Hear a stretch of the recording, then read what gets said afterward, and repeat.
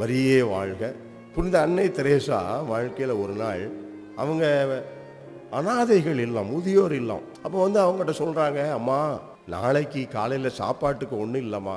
ஏன்னா அவங்க பேங்கில் நிறையா பணத்தை போட்டு வச்சு எடுத்து எடுத்து செலவழித்தவங்க இல்லை. அன்றாட உணவை இன்று எங்களுக்கு தந்துடலாம். ஒன்று அன்னை தெரேசா சொல்கிறாங்க, சாப்பாட்டுக்கு இல்லையா, நாளைக்கு இல்லையா, சரி சாப்பாடு யார் கொடுப்பா? அம்மா தானே கொடுப்பாங்க. அம்மாட்ட போய் கேளுங்க. ரொம்ப சிம்பிள். பக்கத்தில் சின்ன கோயில், அந்த அனாதைகள் முதியோர்கள் எல்லாரும் போய் அந்த கோயிலில் போய் முழங்கால் போட்டு மிகவும் இரக்கமுள்ள தாயே அந்த ஜெபத்தை சொல்கிறாங்க. அடுத்த நாள் காலைக்கு சாப்பாடு இல்லை. புனித அன்னை தெரேசா சொல்லிட்டாங்க, அம்மா கொடுப்பாங்கன்ட்டாங்க. திருப்பி திருப்பி ஜெபத்தை சொல்லிக்கிட்டு இருக்கிறாங்க. அப்போ ஒருத்தர் கதவை தட்டுறாரு. திறந்து பார்க்குறாங்க, ஒரு மூட அரிசி, பலசரக்கு காய்கறி, அரிசி பருப்பு காய்கறி எல்லாம் கொடுத்துட்டாரு. புனித அன்னை தெரேசா சொல்கிறாங்க, அம்மாட்ட கேளுங்க, உங்களுக்கு சாப்பாடும் கொடுப்பாங்க.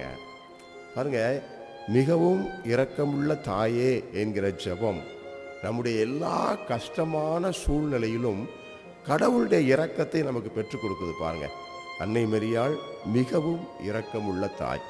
நம்ம ஒவ்வொரு நாளும் இந்த ஜெபத்தை சொல்லணும். மிகவும் இரக்கமுள்ள தாயே என்று ஜெபிக்கிற போது கடவுள் இரக்கத்தை அன்னை மரியாள் நமக்கு பெற்றுக் கொடுப்பார்.